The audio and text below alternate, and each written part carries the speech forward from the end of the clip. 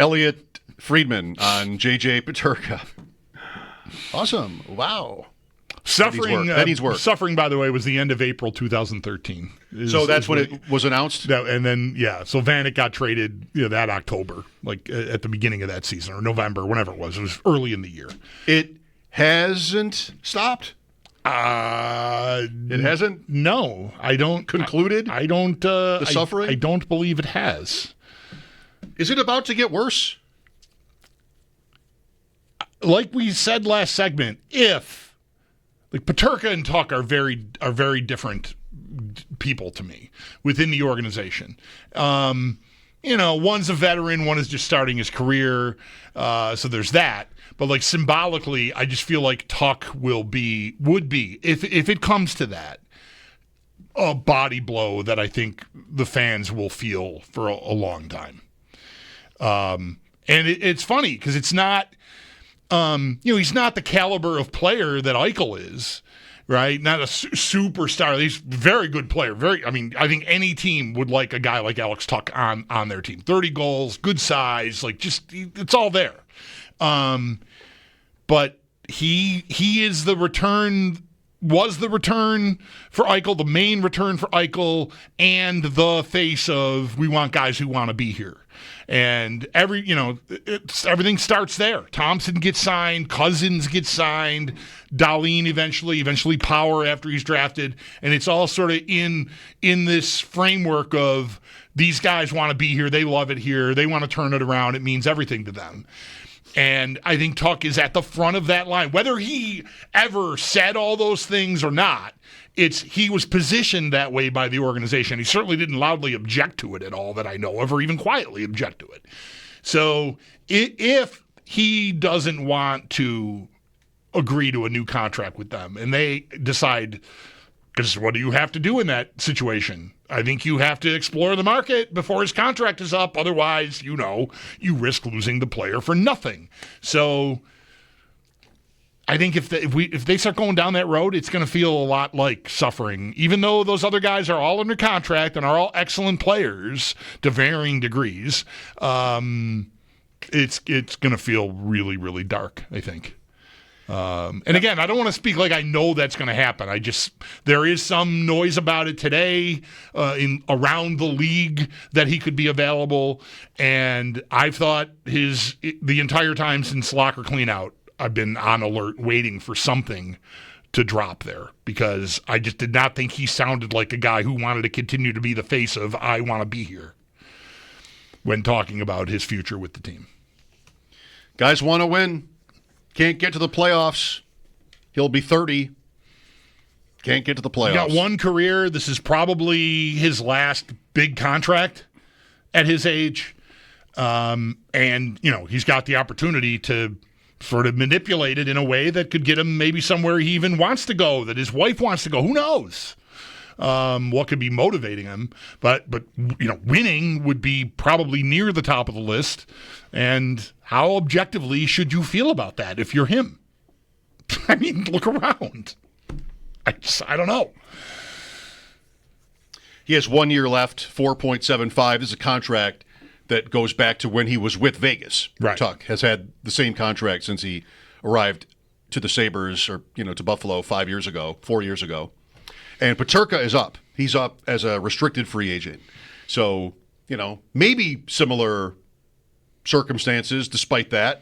Well, what's interesting there is it might really test the we want guys who want to be here thing because they do not have to trade him. He doesn't really have, the only leverage he has is I don't like it here. And your reply to him back could be too bad. You can't, you're not unrestricted yet. We have your rights and you risk having the Reinhardt thing happen with him if he doesn't want to commit long-term to you. So, it does get to the point where leverage becomes in play for him. But right now, I don't think there's much. It's just simply he might be wanting to take you want guys who want to be here?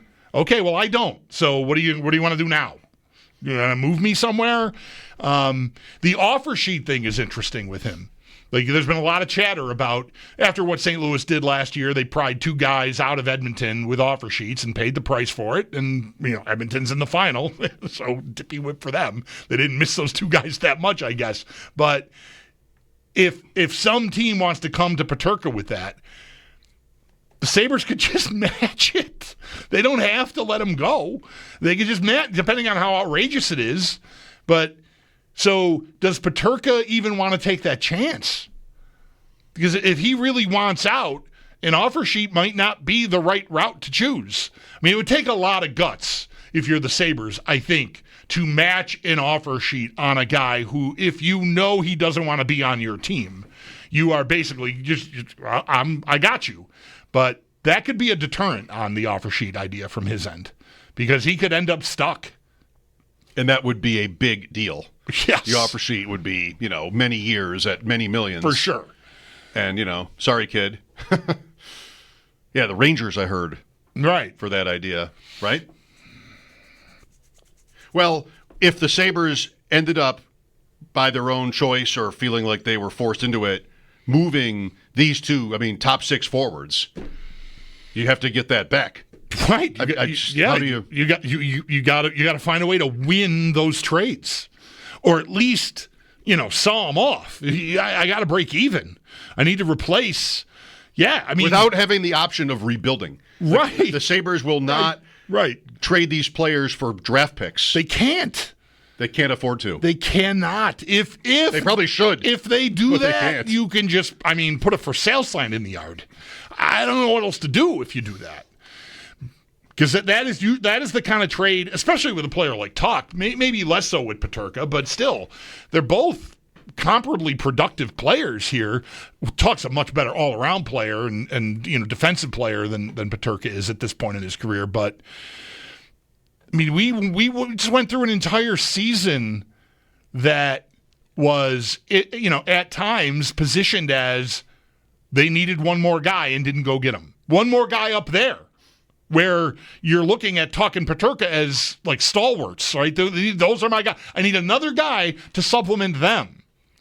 It didn't do it, and now I'm into a summer where it sounds like Peterka certainly is on the market, and it would not surprise me at all if Tuch ends up on the market. And I'm going to then find my way to 3 top 6 forwards in one off season when I couldn't find one? I do have chips I'm going to use here in the form of top 6 forwards, so I just don't know. You got to find the right. Somebody wants a change of scenery, so we'll just swap comparable guys. I don't know, man. It's not a good feeling time at all. Newsflash. It's lonely up in these parts. Yeah. Yeah, right. The player, you're getting somebody else's problem. I think, because these are your problem. So that can work, but hard to be too optimistic about all this. Right, because I'm what am I doing? I'm moving players who have spent time here and pretty obviously they want to go. That's why I'm looking to trade them. How does the guy on the other end of that phone call feel? They're on a good playoff caliber team right now and feeling like they're a part of the future. And you're going the other way in a trade for J.J. Peterka or Alex Tuch to the Buffalo Sabres. That is not a phone call I want to make to my wife. Or to my dad. I'm going to Buffalo. And it's not because of the palm trees and the taxes. The organization is now notorious for losing. It's what they are known for, not making the playoffs in a sport where everyone takes their turns. This is not a place that I'd want to get traded to. I'm sure whoever it ends up being will put on the brave face and talk about the great opportunity to play power play minutes or whatever it is, but I think you're in tough to win either one of those trades. The one thing I would tell, this is going to make me sound good. The one thing I would tell that player, that hypothetical player, is you could be